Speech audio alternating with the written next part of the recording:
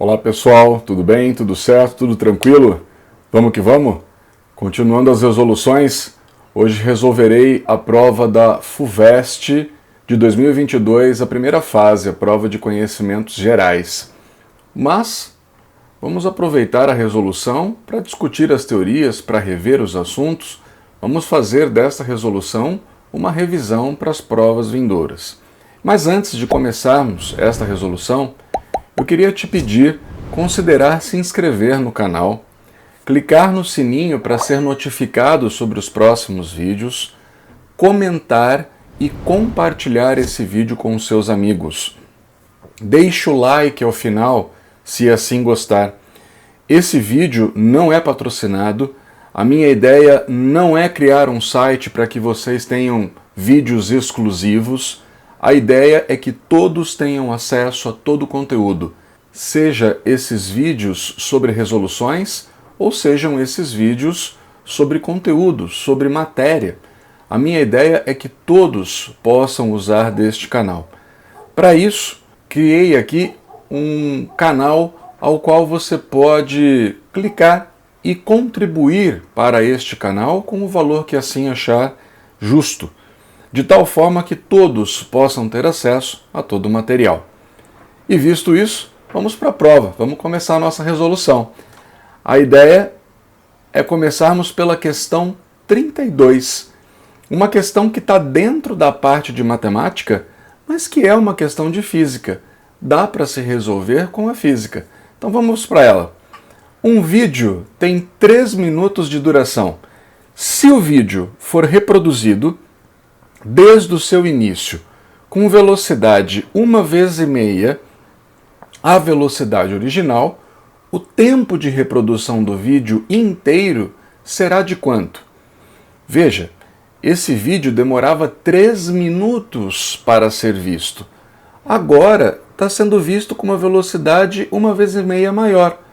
Lógico que ele levará menos tempo para isso. Para te ajudar a entender um pouquinho melhor, venha comigo, por favor. Eu desenhei aqui um processo já bastante antigo, né? Conhecido por alguns da minha idade, provavelmente, onde eu tenho um filme correndo através de um leitor.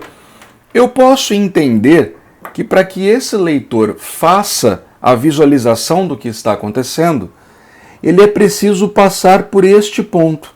Imaginemos que o trecho do vídeo a ser visto está compreendido neste espaço. Neste espaço, ΔS. Pronto. Ah, entendi, professor. Mas e aí? Bom, e aí que você tem que entender o seguinte. Para que esse leitor faça a leitura, é preciso que esta filmagem passe através do leitor com uma determinada velocidade v. Ah, entendi, professor. E aí, que eu queria que você percebesse o seguinte: seja essa leitura rápida ou seja essa leitura lenta, esse deslocamento deverá ser igual, pois o vídeo está contido nesse espaço. Logo, eu posso escrever que o ΔS inicial, com a velocidade mais baixa, tem que ser igual ao ΔS final, com a velocidade mais alta. Ah, entendi, professor. E aí, lembremos, né? Se a velocidade é constante, ela pode ser calculada como ΔS sobre ΔT. Professor, eu acho isso inacreditável. Andei assistindo aí os vídeos que o senhor postou e em todo vestibular cai esse ΔS sobre ΔT.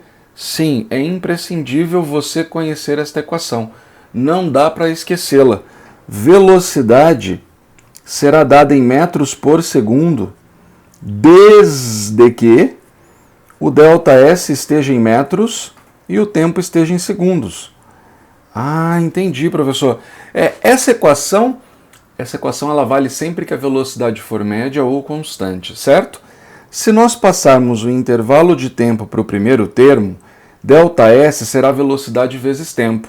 Então eu posso escrever velocidade inicial vezes o tempo inicial é igual a velocidade final vezes o tempo final. Eita, professor, pois é. Como tem velocidade dos dois lados da equação e tempo dos dois lados da equação, eu nem preciso me preocupar com a unidade. Desde que a unidade seja a mesma dos dois lados, está valendo. Então, a velocidade inicial eu não sabia. Vou chamá-la de VI.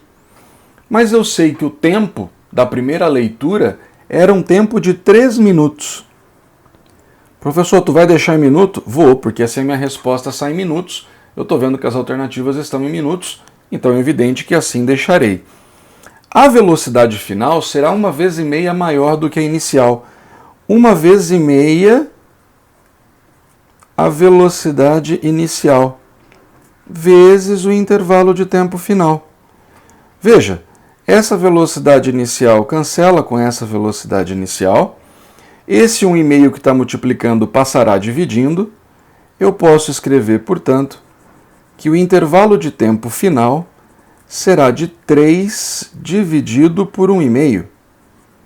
Professor, mas 3 é 2 vezes 1,5. Exato. Então isso aqui dará 2. Como o intervalo de tempo aqui eu coloquei em minutos, a minha resposta aqui também sairá em minutos. E assim assinalamos a alternativa C para essa primeira questão.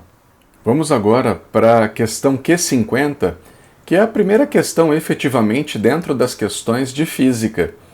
Inacreditavelmente, ele já começa com uma questão de termofísica, né? Se nós levarmos em conta que a questão anterior era uma questão de mecânica, agora entrar com uma de termofísica é algo bastante comum, dentro da sequência que a FUVEST costuma tomar. Essa questão de termofísica, ela é, na verdade, de calorimetria, né? Mistura de corpos a temperaturas diferentes para atingir uma temperatura de equilíbrio. Trocas de calor. Venha comigo, por favor. Um bom café deve ser preparado a uma temperatura pouco acima de 80 graus Celsius. Para evitar queimaduras na boca, deve ser consumido a uma temperatura mais baixa. Uma xícara que contém 60 ml de café a 80 graus Celsius. Grifa aí que tem 60 ml de café a 80 graus Celsius. Qual a quantidade de leite gelado a 5 graus Celsius, grife isso por favor, que deve ser misturado para que a temperatura final do café com leite seja de 65 graus Celsius. Grifa essa temperatura final. Meus amores, eu tenho leite a 5 graus Celsius e eu tenho café a 80 graus Celsius. A temperatura de equilíbrio será de 65. Evidente que o café irá ceder calor, enquanto que o leite receberá essa quantidade de calor. Por isso que o café diminui sua temperatura, enquanto o leite sobe sua temperatura. Professor, deixe-me entender esse negócio. Venha comigo, por favor. A ideia aqui é a seguinte. Graficamente, ele não nos pede e nem era preciso fazer, mas eu quero aqui só para acrescentar para você. Imagina que eu tenho um gráfico de temperatura em graus Celsius em função da quantidade de calor em calorias, por exemplo, né? Eu tenho duas temperaturas a serem marcadas. A temperatura de 80 graus Celsius do café e a temperatura de 5 graus Celsius do leite. Eita, professor, essas são as temperaturas iniciais, quando não há troca de calor. Durante a troca de calor, vamos imaginar aqui uma troca de calor que esses indivíduos atingirão uma temperatura de equilíbrio de 65 graus Celsius. Está aqui, ó. Após trocarem esta quantidade de calor, atingirão os 65 graus Celsius. Então nós poderíamos representar da seguinte forma. O leite, ele está a 5 graus Celsius e subirá a sua temperatura até atingir os 65. Deste momento para frente, manterá a temperatura uma vez que atingiu-se o equilíbrio. Já o café, que está a 80 graus Celsius, diminuirá sua temperatura até atingir 65, onde deste momento para frente também manterá sua temperatura. Esta região é a região que nós chamamos de equilíbrio térmico. Não mais haverá troca de calor entre eles, certo? Ah, entendi, professor. E o que eu posso fazer para resolver? É um exercício muito simples, só tem variação de temperatura, não tem mudança de fase. Isso significa que o único calor envolvido é o calor sensível. O calor latente aqui não faz parte do processo. Lembra? mc ΔT para calor sensível, quando há uma variação de temperatura. E Q igual a ml é o calor latente, quando há uma mudança de fase. Ah, entendi, professor. E aqui só tem 2 participantes. Então eu vou escrever assim, ó, a quantidade de calor que provém do café mais a quantidade de calor que provém do leite, somados, tem que dar 0. Professor, eu não entendo por que a soma tem que dar 0. É porque quem recebe fica com mais, quem cede fica com menos. Então, se eu somar o mais com o menos, como são quantidades em módulos iguais, a soma vai dar 0. Entendi. Então agora é só desenvolver. Vem comigo. Ó, a massa do café, calor específico do café, vezes a variação da temperatura do café, será somada a massa do leite, calor específico do leite, ΔT do leite, e tudo isso tem que dar 0, certo? Professor, e agora, qual o calor específico que eu vou usar? E aí vai a primeira grande dica da FUVEST, né? Para você que vai prestar a prova da FUVEST, fique sempre atento ao NOT e a DOT. Dá uma olhadinha no teu exercício. NOT e a DOT, ele diz assim: considere que o calor específico e a densidade do café e do leite sejam idênticos. Eita, professor, são todos iguais? É, muito próximos a 1, muito próximos da água. Ele não quis dar o valor, mas eles são próximos a. Visto isso, olha o que eu vou fazer. A massa, na verdade, eu não conheço. Eu conheço o volume.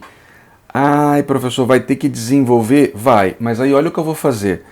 No lugar da massa, eu vou escrever assim, ó, densidade, venha com o tio, onde densidade é massa sobre volume, certo? Logo, eu posso escrever que a massa será densidade vezes volume. Ah, professor, entendi. Então agora, olha o que eu vou fazer. Escreverei assim: massa do café, eu vou colocar densidade do café vezes o volume do café. Aí vem calor específico do café vezes o ΔT do café. Esse cidadão aqui, que está somando, eu vou passar para o outro termo subtraindo.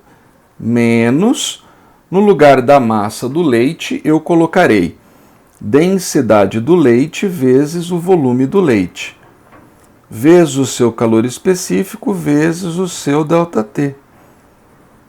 Professor, eu percebi aí que o senhor parou de colocar calor específico do leite ou do café. Eu parei de colocar porque ele falou que são idênticos, né? Ó. Então, a densidade cancela com a densidade, o calor específico cancela com o calor específico. Eita, professor, que tu é arrombado mesmo. Pois é, agora vamos brincar com essa expressão. Volume do café são 60 ml. Pronto. Vezes ΔT do café. Bom, a temperatura final do café é 65, menos a inicial, que é 80. Tudo isso é igual ao volume do leite. Professor, a gente não sabe não, né? Não, a gente não sabe o volume do leite, é a pergunta do exercício. E o ΔT do leite? Bom, temperatura final do leite é 65, menos a temperatura inicial, que é 5, certo? Aí tem um detalhezinho importante. Professor, o senhor esqueceu do sinal de menos daqui, ó. Não, eu vou simplesmente multiplicar os dois lados por menos 1 para deixar o sinal de menos desse outro lado aqui. Professor, dá na mesma? Dá. E aí você vai entender por que eu fiz isso. Quer ver? Vem com o tio aqui. O volume do leite será igual, venha comigo, 65 menos 80 dará menos 15, certo? Esse menos 15 com esse menos vai dar mais 15. Então vai ficar 60 vezes 15. Eita, professor! E 65 menos 5 é 60. Está multiplicando, passará dividindo. Olha a FUVEST facilitando a tua vida, né? Tu vai simplificar o 60 com 60, sobrará aqui um volume de leite igual a 15 ml. Ah, professor, entendi. Aí é só assinalar isso, é só você feliz assinalar a alternativa C para esse exercício.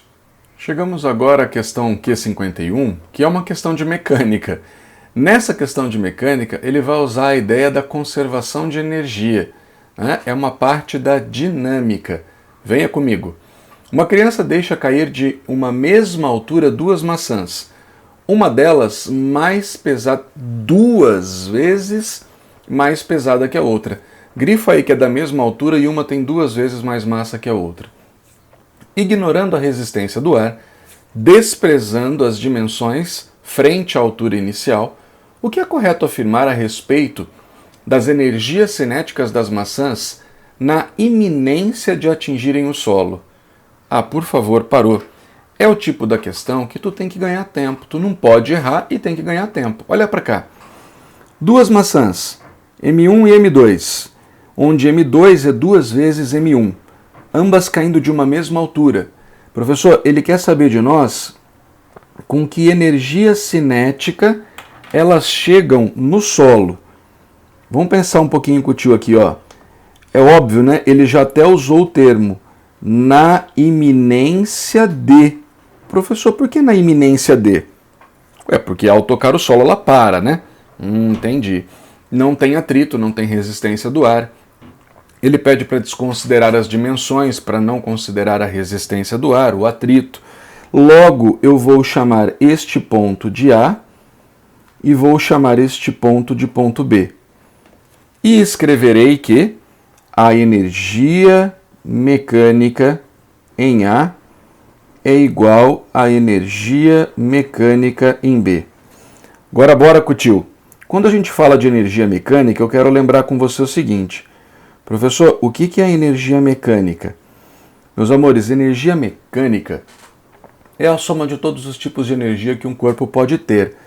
Ele pode ter energia cinética, kinetic, do movimento, quando está relacionado à sua velocidade, e ele pode ter uma energia armazenada, que é a chamada energia potencial. Sendo que essa potencial, por hora, nós podemos imaginar que ela seja energia elástica ou energia potencial gravitacional. Energia potencial elástica ou energia potencial gravitacional. Professor, pode ter as três? Até pode, certo? Nesse nosso exercício, elástica não vai ter não, porque nós não estamos levando em consideração nenhuma mola esticada ou comprimida, nem tampouco nenhuma deformação aqui estará sendo considerada. Logo, faremos o seguinte: o solo será o que nós chamaremos de PHR, plano horizontal de referência. Professor, e o que é esse cara? Esse cidadão é o cidadão onde a energia potencial gravitacional é considerada zero. É aquele lugar ao qual eu coloco o corpinho e o corpinho não se move. Então, esse corpinho não tem energia armazenada. Ele não tem como andar sozinho. Por isso que ele não tem energia potencial gravitacional, certo? Aliás, digas de passagem, para quem não se lembra, energia é a capacidade de estar ou entrar em movimento. Se já está, é cinética. Se pode entrar, é potencial, está guardada. Olha lá no ponto A. Ele não tem velocidade, porque ele diz no texto que elas são deixadas cair. Velocidade inicial zero. Não tem energia cinética no ponto mais alto, mas tem gravitacional. Então eu vou escrever mgh. Ah, entendi, professor. E no ponto B, quando chega aqui embaixo? Então, aí a gravitacional deixou de existir, porque agora chegou no ponto mais baixo. Mas ela transformou essa energia em velocidade, em cinética. Então agora eu tenho mv² sobre 2. Eita, professor, que eu já estou até vendo onde você vai chegar, né? Pois é, vem comigo, por favor. Ó, simplificando a massa, isso significa que a massa não irá interferir nos resultados aqui calculados. Eu poderia escrever que a velocidade com que ela chega ao solo será igual à raiz quadrada de 2GH. Ah, entendi, professor. Pronto, fechou, né? Fechou não, presta atenção. A pergunta dele era com que energia cinética chega ao solo. Ah, entendi. A energia cinética, vem com o tio, não é dado pela expressão mv ao quadrado sobre 2? Pois bem, preste atenção. Eu acabo de lhe provar que a velocidade com que essas duas maçãs chegarão ao solo serão exatamente iguais, pois só depende da altura e da gravidade. No entanto, apesar da velocidade ser a mesma, a segunda maçã tem o dobro da massa. Professor, mas se a massa dela for 2 vezes maior, isso significa que a sua energia cinética também será 2 vezes maior. Exatamente. A maçã que tem o dobro da massa chegará com a mesma velocidade, mas com o dobro da energia, por possuir o dobro da massa. Isso nos aparece lá na alternativa B de bola. A maçã mais pesada possui o dobro da energia da mais leve. Já na questão 52, ainda no conceito de mecânica, agora ele vai para a dinâmica impulsiva, falar um pouquinho sobre colisões, quantidade de movimento, conservação da quantidade de movimento. Veja comigo. Uma bola de bilhar vermelha está inicialmente em repouso a 40 centímetros de duas das bordas, lateral e superior, de uma mesa de bilhar, como mostra a figura. Uma bola branca, de mesma massa, grife, por favor, e tamanho, é lançada em direção à vermelha, com velocidade v paralela à borda lateral. As duas bolas colidem e, algum tempo depois, a bola vermelha está prestes a cair na caçapa, posicionada na junção das duas bordas. No mesmo instante, a bola branca toca a borda superior. No mesmo instante, ela toca a borda superior, a uma distância d da bola vermelha. Ele quer saber qual é o valor dessa distância d. Olha para o note a dot rapidinho. Despreze os efeitos dissipativos, então vai desconsiderar o atrito. Considere a colisão como sendo perfeitamente elástica, então, além da conservação da quantidade de movimento, também haverá conservação da energia. Ela é perfeitamente elástica. Considere que o diâmetro das bolas seja muito menor que as dimensões e que não ocorra outras colisões intermediárias. Professor, e agora como é que tu vai fazer? Bom, eu quero que você pense aqui comigo um pouquinho. Essa é a caçapa, a bola vermelha a 40 centímetros da lateral e a 40 centímetros do topo da mesa. Paradinha, a bola vermelha está aguardando a colisão da bola branca. Depois da colisão, elas adquirem esta configuração. Ele disse no texto que nós estamos estudando aqui uma colisão perfeitamente elástica. Deixe-me aproveitar e rever algumas coisas com você aqui. Se a colisão é perfeitamente elástica, significa que a energia mecânica inicial será igual à energia mecânica final. Por isso que ela é perfeitamente elástica, certo? Quando uma bola colide com a outra, ela gerará um impulso. O que eu quero que você entenda é que, pelo teorema, impulso é igual à variação da quantidade de movimento, certo? No entanto, esse impulso ele pode ser entendido da seguinte forma. Ele pode ser um impulso exercido por uma força interna, que é uma força trocada entre os corpos internamente ao sistema, e pode ser um impulso gerado por uma força externa. Então teria alguém agindo sobre o sistema. Agora pensa comigo, não tem ninguém agindo sobre o sistema. São só as esferas que estão colidindo. Quando a branca toca na vermelha, aplicará uma força sobre ela. A vermelha, por sua vez, aplicará uma força na branca, pelo princípio da ação-reação.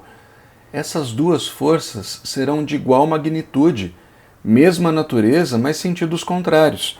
Então, elas se cancelam, porque impulso é força vezes tempo. Se a força é a mesma e a duração da colisão é igual para as duas esferas, o impulso é o mesmo. Professor, então tudo isso aqui tem que dar isso, tudo isso aqui tem que dar zero. Professor, mas a variação não é final menos inicial? Exato.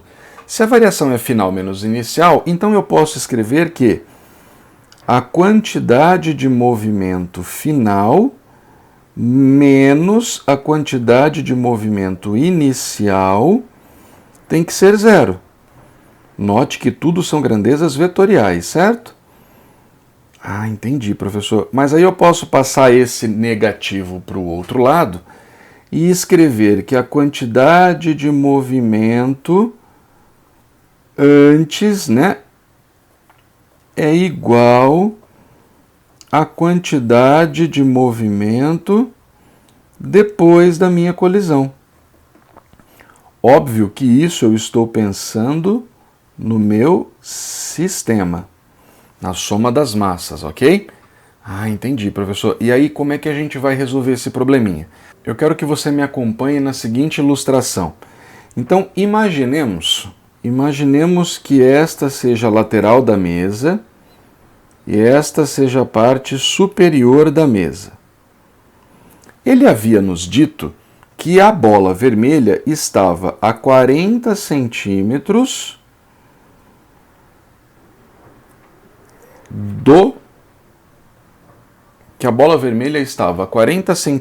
da lateral e a 40 centímetros da parte superior, da borda superior. E ao atingir a caçapa, você perceberá que ela vai andar exatamente na diagonal desse quadradinho de lado 40 centímetros.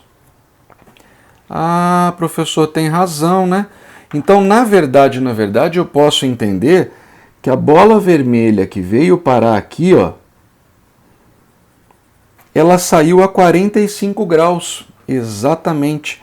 Este ângulo aqui, ó, é um ângulo de 45 graus. Eita, professor, pois é. E aí, a bola branca, por sua vez, estará aqui. A distância entre elas é uma distância d. Professor, como assim? Uai, ele falou no texto para a gente, não? A distância entre elas será uma distância d, que é, na verdade, o que ele quer saber da gente.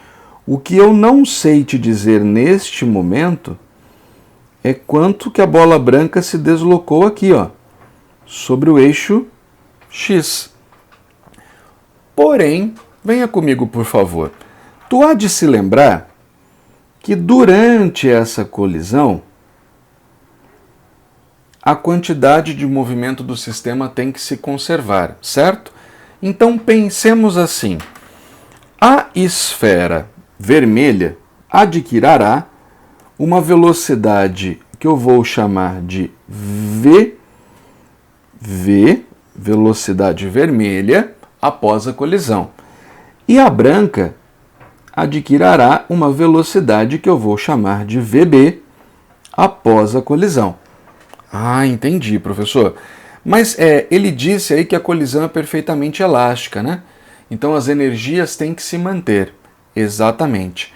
E o que eu posso fazer com isso, professor? Bom, eu posso pensar o seguinte. Se a energia mecânica no início é igual à energia mecânica no fim, pensa comigo, por favor. No início, somente a bola branca tinha velocidade. Então vai ficar m v0 ao quadrado dividido por 2. Depois, cada uma delas adquire a sua respectiva velocidade. Então é mvv ao quadrado sobre 2 mais mvb ao quadrado sobre 2. Esse m sobre 2 eu posso cancelar em todos os termos.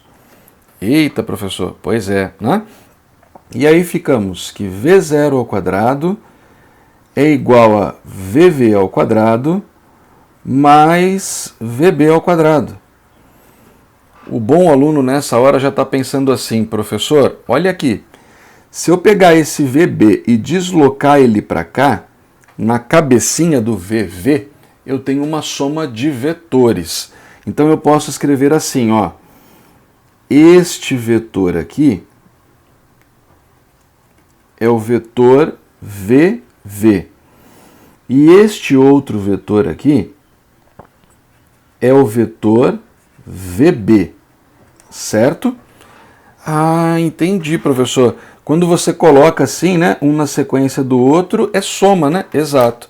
E aí, do começo do primeiro até o final do último, você tem a resultante, o vetor soma. Mas nesse caso, a soma dos dois é V0. E aí, deixa eu te perguntar uma coisa, vê se tu percebe. Professor, isso aqui não é Pitágoras? A hipotenusa ao quadrado é igual à soma do quadrado dos catetos? É, desde que esse triângulo seja um triângulo retângulo. Ah, professor, quer dizer que a velocidade entre eles aqui tem que formar 90 graus? Exato. E para ela formar 90 graus, 90 menos 45. Esse cara aqui só pode ser 45 também. Professor, mas aí então, venha comigo.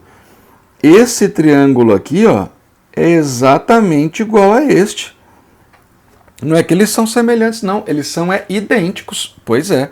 Então aquele x ali, ó, é igual a 40 centímetros. Professor, mas espera aí um pouquinho. Se aquele x é igual a 40, logo a distância d será igual a 40 mais x, ou seja, 40 com 40, 80 centímetros. Pronto. Certo? Ah, entendi, professor. Mas tinha aí né? Professor, mas tinha aí um jeitinho diferente de pensar? Tinha sim. Se você lembrar que a quantidade de movimento do sistema, antes tem que ser igual a depois, veja, vamos escrever isso aqui apenas para o eixo x. Professor, por que só para o eixo x? Porque agora o meu movimento ele é bidimensional. Então eu tenho que escrever uma conservação para o eixo x e uma conservação para o eixo y. No entanto, no eixo x antes não havia nenhuma velocidade. Logo, não havia nenhuma quantidade de movimento. Poxa, professor, é verdade, né? A bolinha branca ela estava só na vertical. Exato. Depois ficou massa da branca vezes velocidade da branca mais massa da vermelha vezes a velocidade da vermelha. Certo? Já tirei aqui as notações vetoriais, porque agora eu vou fazer um cálculo, eu vou fazer uma análise escalar. Venha com o tio, por favor.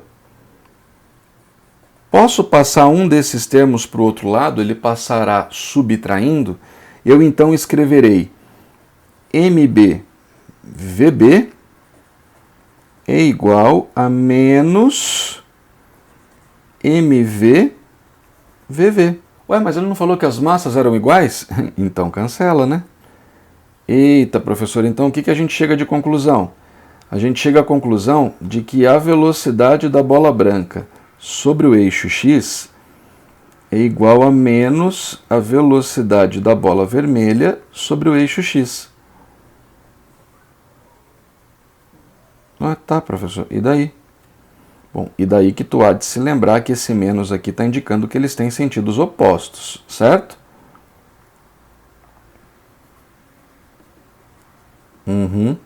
Tem sentidos opostos, tá? Eu entendi.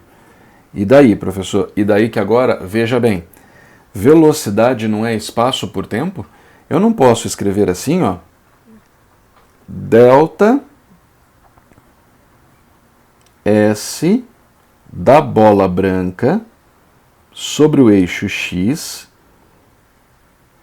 em função do intervalo de tempo será igual ao ΔS da bola vermelha sobre o eixo x pelo mesmo intervalo de tempo. Eles tocam a parede da mesa no mesmo tempo, ele falou isso no texto. Então, esse cidadão cancela com esse. Portanto, deslocamento da bola branca foi de 40 centímetros. Deslocamento da bola vermelha foi o x. Eita, professor, olha aí o x igual a 40. Pois é. Então tínhamos duas formas de resolver o problema, certo? Ficamos ali com a resposta de 80 centímetros, assinalamos a alternativa D de dado para esse exercício. Continuando, chegamos na questão Q53, uma outra questão de mecânica, dizendo que considere a situação indicada na figura, em que um motor, com o auxílio de uma polia, ergue verticalmente uma caixa de 12 kg. Grifa a massa dessa caixa, por favor. A caixa contém materiais frágeis e deve ser erguida com velocidade constante. Opa! Grifa esses termos velocidade constante. Se a velocidade é constante, caímos na primeira lei de Newton. Força resultante igual a zero. A velocidade tem que ser constante. Ela pode ser constante e igual a zero, permanece em repouso, ou ela pode ser constante e com um valor diferente de zero, onde ela andará em movimento retilíneo uniforme, que é o caso do nosso exercício. Ele nos pergunta qual a força vertical que o motor deve exercer para realizar a tarefa. Gente, o motor está preso na corda. A força que o motor faz é a tração na corda. Então, de forma muito simples e rápida para ganhar tempo, olha aqui para o tio. Aqui está o caixote. Sobre ele atua na vertical para baixo, força-peso. É a terra puxando ele para baixo. O motor vai puxá-lo para cima através da corda, através da tração na corda. Ah, entendi, professor. E aí, então, isso, ó. Pela primeira lei de Newton, também conhecida como lei da inércia, nós podemos dizer o seguinte: se e somente se a força resultante sobre o sistema for igual a zero, então a variação do vetor velocidade será igual a zero. Professor, eu vou ter que escrever tudo isso na prova, é? Não, lógico que não, né?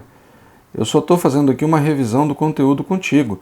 É óbvio que tu não vai escrever isso. Eu só estou aproveitando para revisar. Olha aqui para mim, por favor. Vetor velocidade não variando só tem duas situações.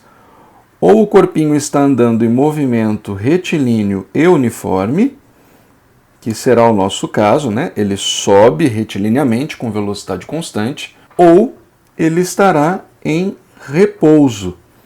Mas não basta qualquer repouso não, né? Tem que ser o repouso absoluto. Ô professor, mas peraí, tem outro tipo de repouso, tem o repouso absoluto e o instantâneo, né? O absoluto é aquele que, em estando em repouso, ele permanecerá em repouso. O instantâneo é aquele que ele estará em repouso, mas momentaneamente, só para inverter a direção e o sentido. Exemplo, se eu arremesso um corpo para cima, ele sobe,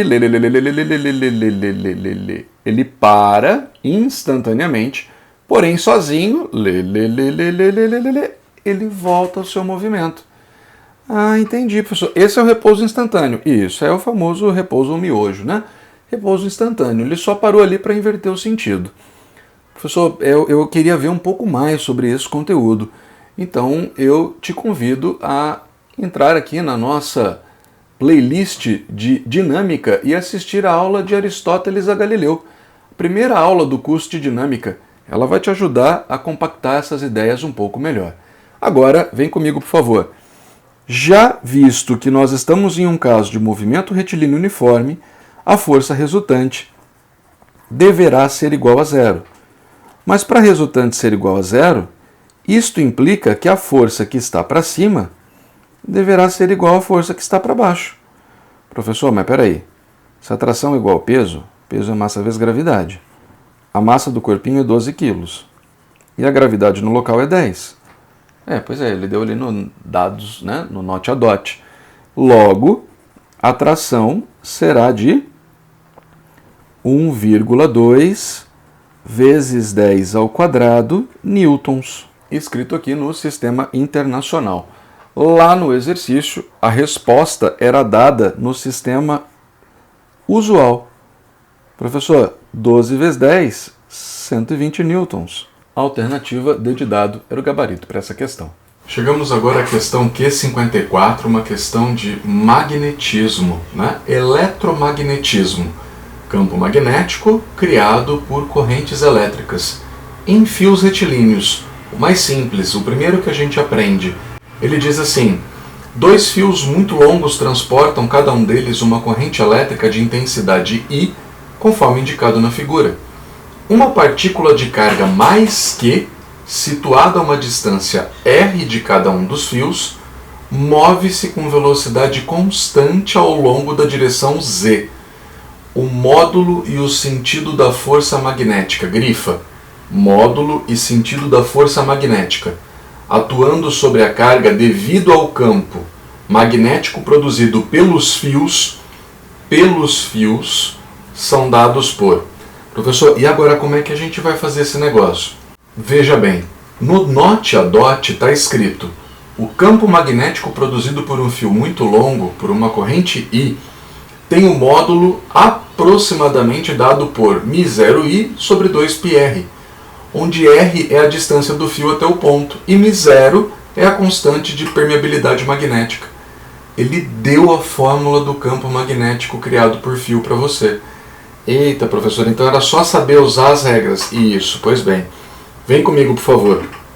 Vou chamar este fio da esquerda de fio A. Vou chamar esse fio da direita de fio B. Perceba você que a distância do fio até o ponto é igual. Ele disse no texto, olha, o campo magnético gerado por fios retilíneos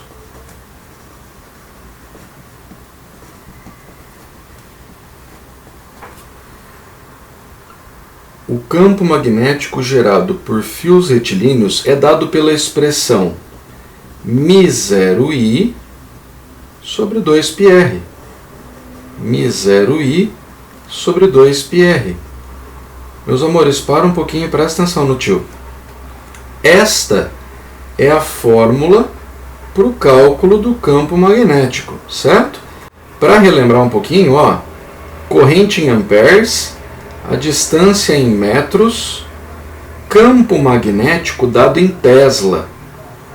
Esse μ0 que ele não nos deu, professor, isso, esse μ0 no vácuo, ele vale 4π vezes 10 a menos 7.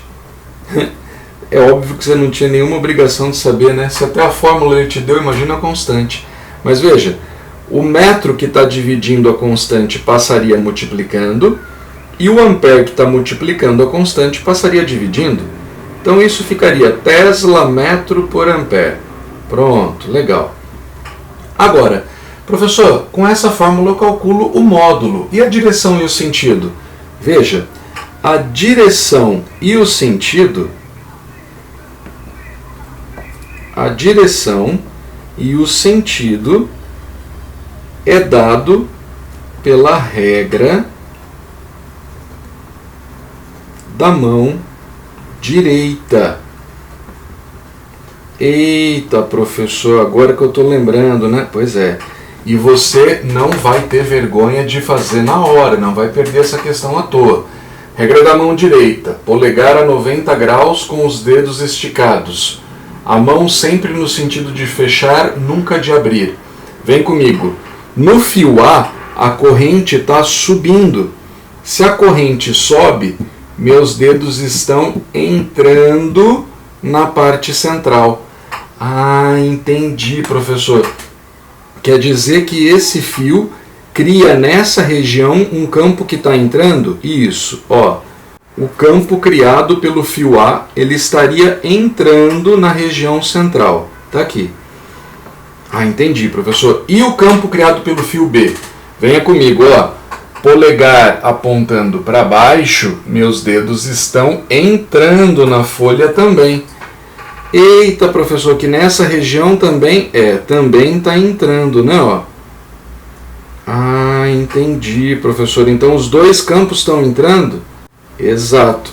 E aí, professor? Bom, e aí que nós vamos escrever então, né, ó?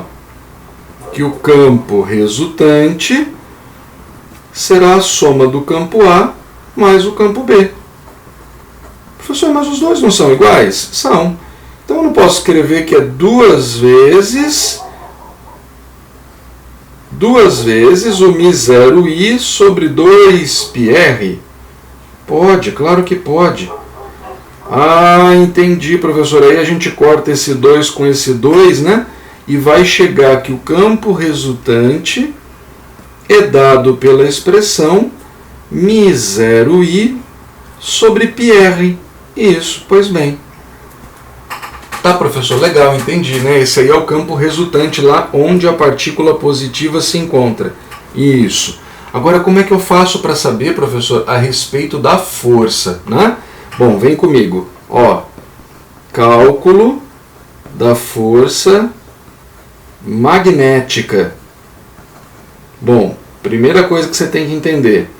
Para existir uma força magnética, eu preciso de uma partícula que esteja andando dentro de um campo magnético. Ela tem que estar em movimento.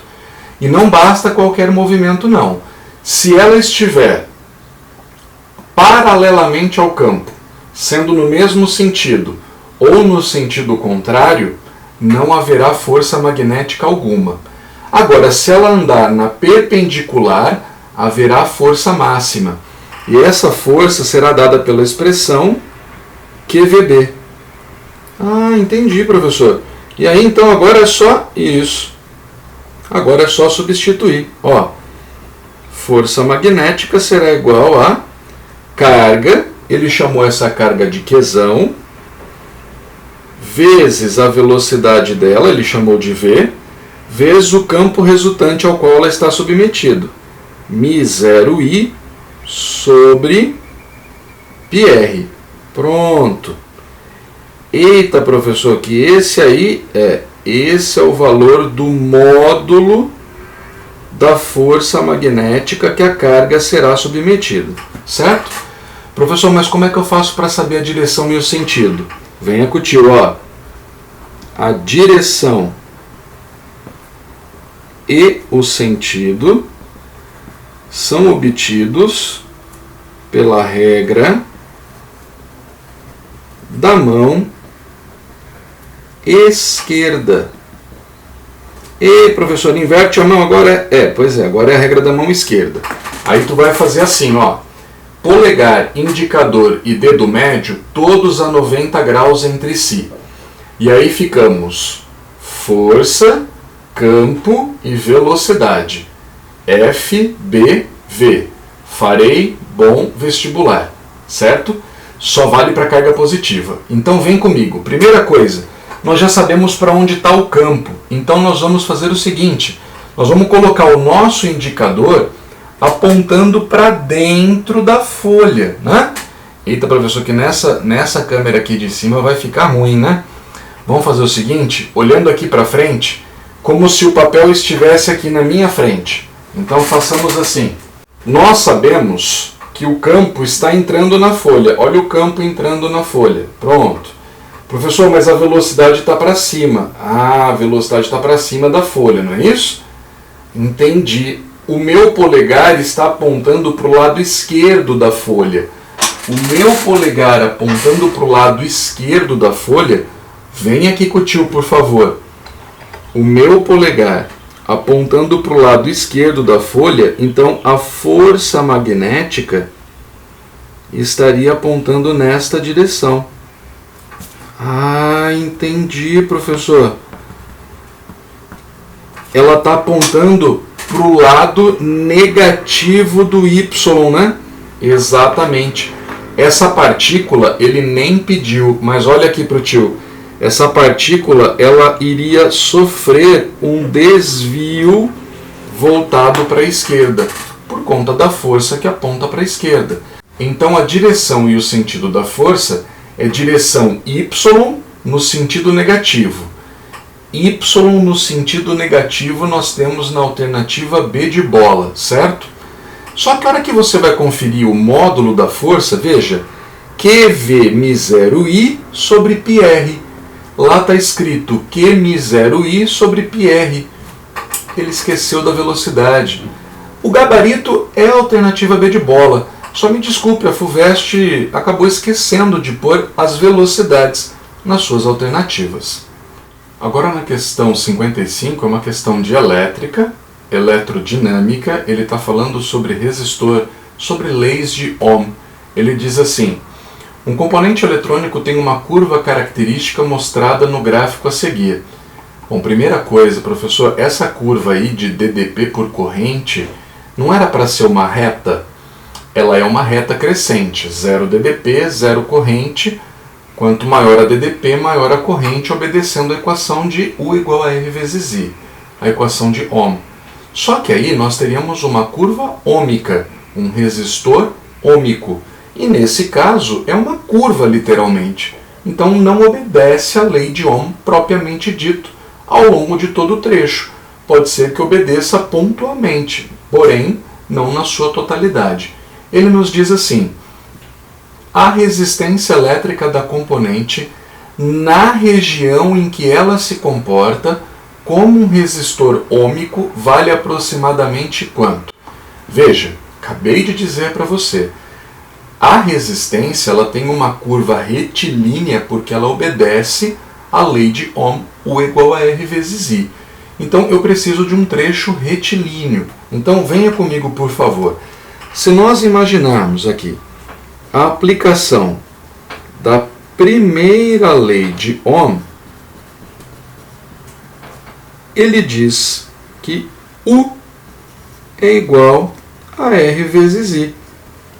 Ah, professor, essa daí é aquela que não dá para ir para o vestibular. Isso, não dá para ir para o vestibular sem ela, né? DDP é dado em volts, resistência é dada em ohms e a corrente é dada em amperes. Pronto. Veja que a DDP e a corrente geram uma equação de primeiro grau, era para ser uma reta.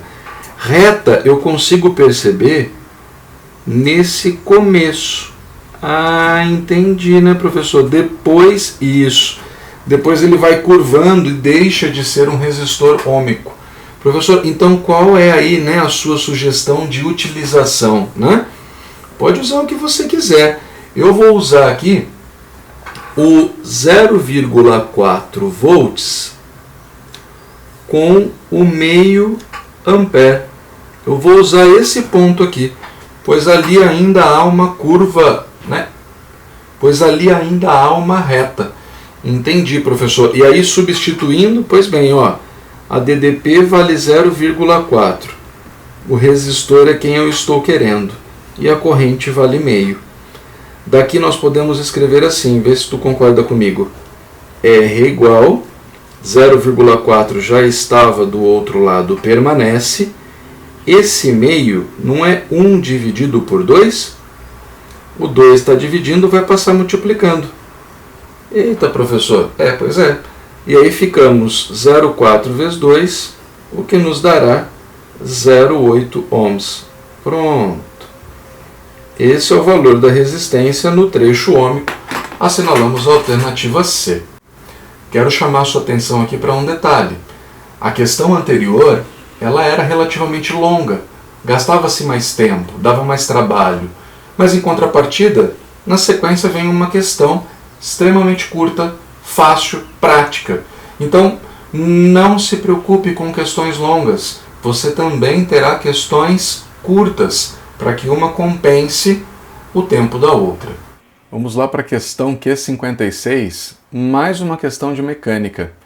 Essa questão clássica para falar sobre corpos em órbita. É uma teoria que está lá dentro da área da gravitação, né? Ele diz assim para a gente: o canhão de Newton, esquematizado na figura, é um experimento mental, imaginado por Isaac Newton para mostrar que a sua lei da gravitação era universal. Disparando o canhão horizontalmente do alto de uma montanha, a bala cairia na Terra, em virtude da força da gravidade. Com uma maior velocidade inicial, a bala iria mais longe, antes de retornar à Terra. Com uma velocidade certa, o projétil daria uma volta completa em torno da Terra, sempre caindo, sob a ação da gravidade, mas nunca alcançando a Terra. Newton concluiu que esse movimento orbital seria da mesma natureza do movimento da Lua em torno da Terra. Qual deveria ser a velocidade inicial de um projétil lançado horizontalmente do alto do Everest, a uma distância de aproximadamente 6.400 km do centro da Terra, para colocá-lo em órbita em torno da Terra? Professor, o senhor pode me explicar um pouquinho melhor aí o que ele pensou? Vem aqui comigo, por favor. Vem aqui. Olha, imagina que aqui está a Terra e aqui está o nosso canhão, evidentemente fora de escala. Se eu der um tiro horizontal, com uma velocidade pequena, a bala, pumba, rapidamente cai por conta da ação da gravidade. Se eu atirar um pouco mais rápido, ela vai um pouco mais distante, mas ainda assim ela cai, porque a gravidade está puxando ela para baixo. Professor, mas e se for um pouquinho mais rápido? Ela cai um pouco mais distante, porque ela sempre está caindo. A ideia de Newton, a sacada mental veio agora. Mas e se eu atirar com uma velocidade tamanha que ela quer cair, mas a hora que ela vai cair, ela já não encontra mais a Terra, ela quer cair, ela não encontra a Terra, ela quer cair, ela não encontra a Terra, ela acabou de entrar em órbita. Ah, entendi, professor. Daí vem o lance da velocidade orbital. E aqui eu gosto muito de relembrar com o meu aluno o seguinte: nós temos, na verdade, dentro da gravitação, que lembrar de duas coisas: das leis de Kepler e da lei da gravitação de Isaac Newton. No entanto, a lei da gravitação universal, eu sempre peço para vocês guardarem a trilogia, o que eu gosto de chamar de trilogia, e eu vou te explicar o que significa. Vem aqui com o tio. Vamos imaginar que o nosso satélite esteja nessa posição nesse instante. Ele, nesse momento, está sendo atraído pela Terra, pela massa da Terra. Esta força com o qual ele é atraído neste momento, ela é chamada de força gravitacional. É a força de atração entre massas, certo? No entanto, como ele está próximo o suficiente da Terra, essa força também pode ser chamada de força-peso. Ah, é, professor? A força-peso ela só pode ganhar essa nomenclatura se o corpo estiver próximo o suficiente da superfície do astro. E, no entanto, eu quero ainda te chamar a atenção. Esse corpinho está em movimento circular. Para ele estar em movimento circular, tem que estar atuando sobre ele uma força voltada para o centro. Ou seja, é preciso aqui uma força resultante centrípeta. Força Roberto Carlos, né? E aí tu já percebeu que, na verdade, essas duas estão apontando para o centro? Então, essas duas são, na verdade, a força resultante centrípeta. Então, olha aqui o que eu costumo chamar de trilogia.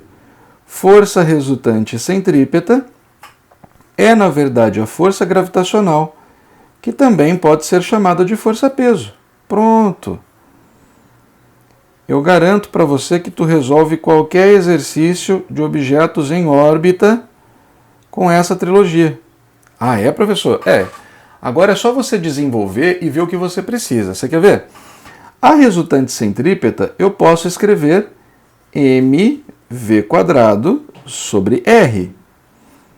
Lembrando que esse m é sempre a massa do satélite que está orbitando, daquele que possui velocidade. O corpo central é sempre aquele que tem a maior massa, né? Que a gente costuma chamar de emão. Certo assim? Então aqui ficaríamos Emin_v² sobre R. A força gravitacional é a força de atração entre os corpos. Então ficaria Gzão, que é a constante gravitacional, Emão_Emin, o produto das massas, dividido pela distância entre eles ao quadrado, R ao quadrado. Essa é a lei da gravitação universal de Newton, certo? E por último, a força-peso, peso do corpinho que está orbitando, é massa vezes gravidade. Pronto. Agora basta você olhar aquilo que você tem e aquilo que você precisa. A pergunta do exercício era qual a velocidade orbital? Bom, a velocidade aparece na primeira expressão, certo? Ela eu vou ter que usar. A segunda expressão envolve a constante e a massa do corpo central. Essa eu desconheço. A segunda parte envolve a constante e a massa do corpo central. Essa eu desconheço, então eu não vou usá-la neste momento. Porém, ele me deu a gravidade local, é a gravidade da superfície, que vale 10. Ah, então você vai usar só essas duas? Exato. Cancelo a massa dos dois lados da expressão, eu chego à conclusão de que V² é o produto de R vezes G. Eita, professor, pois é, né? Agora é só tomar cuidado aqui com as unidades, ó. Velocidade será igual a raiz quadrada, vem com o tio. O raio é 6.400 quilômetros, certo? Eita, entendi, professor. Mas esse tal desse quilômetro, né, eu vou ter que passar para metros, então eu vou multiplicar por 1000. E sabe por que eu passei para metros? Porque tem a gravidade aqui que sempre vai estar em metros por segundo ao quadrado, me impondo a levar tudo ao sistema internacional. Poxa vida, professor, pois é. Então, ó, a velocidade ficará igual. Raiz de 64 é 8. 10 vezes 10 é 10 ao quadrado. Com 10 dá 10 ao cubo. Com 10 ao cubo dá 10 à sexta. Ah, aqui tudo dá 10 à sexta, né, professor? Isso. Mas está dentro de uma raiz, né? E a raiz de 10 à sexta é 10 ao cubo. Pronto. São 8.000 metros por segundo. Mas 1.000 metros são quilômetros, então eu posso escrever que a velocidade orbital seria de 8 quilômetros por segundo. Pronto. Ah, essa é a velocidade necessária para estar em órbita, professor? Exato. Essa velocidade é a que aparece no item A do exercício. Chegamos então ao último exercício. Exercício 57, mais um exercício de mecânica. Poxa vida, professor, pois é. Em virtude do movimento das placas tectônicas, a distância entre a América do Sul e a África aumenta nos dias atuais cerca de 2 centímetros a cada ano. Supondo que essa velocidade tenha sido constante, grifa isso. A velocidade tenha sido constante ao longo do tempo e tomando uma distância atual de cerca de 5.000 quilômetros entre os limites dessas duas massas continentais, indique a melhor estimativa para o quanto tempo teria transcorrido desde que ambas estavam unidas em um único supercontinente. Venha comigo, por favor. Ele disse que a velocidade permanece constante, então eu vou escrever que a velocidade atual é igual à velocidade antiga. Vamos assim chamar, certo? Bom, partindo do princípio que essa velocidade é constante, eu posso escrever ΔS sobre ΔT. Eita, professor, de novo essa equação? Pois é. Vem com o tio, ó. Venha com o tio, por favor. Distância atual pelo intervalo de tempo atual é igual a distância antiga pelo intervalo de tempo antigo, certo? Venha comigo. Atualmente ele diz que anda 2 centímetros. Vamos colocar aqui, ó. 2 centímetros, 2 vezes 10 a menos 2 metros por ano. Então vou pôr aqui, ó, por 1. Então eu estou usando a distância em metros e o tempo em anos. Venha com o tio. Distância percorrida antigamente, desde o supercontinente, são 5.000 quilômetros. 5.000 quilômetros. E o quilo também é 1000. Então, para transformar para metros, eu multiplico mais uma vez por 1000. São 5.000 metros, certo? E o tempo é o que eu estou querendo descobrir. Pronto. Logo, o intervalo de tempo será igual, venha com o tio, por favor, 5 vezes 10 elevado à sexta, dividido por 2 vezes 10 a menos 2. Professor, 5 por 2 dá 2,5, certo? Isso. 10 a menos 2 passa para cima, 10 ao quadrado com 10 à sexta dará 10 à oitava anos. Esse é o tempo que levou para o afastamento, gerando aí os continentes. Isso é só olhar... Eita, professor, lá não está em notação científica não. Pois é, mas vem comigo.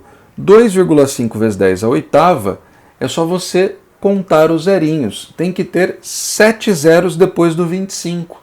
Eu vou usar um 10 para multiplicar o 2,5, vira 25, sobram 7 zeros. 7 zeros depois do 25, nós temos na alternativa D de dado, e esse é o gabarito para o exercício. Terminamos aqui a prova da FUVEST de Conhecimentos Gerais. Agradeço tua atenção, agradeço teu carinho, ressalto que foi uma prova que ficou a desejar, não apresentando aqui questões de ótica, questões de ondas. Foi uma prova muito mais tendenciosa para a área de mecânica, mas uma prova bem escrita, uma prova bastante honesta. Deixo aqui meu abraço, meu carinho e até a próxima. Tchau, tchau.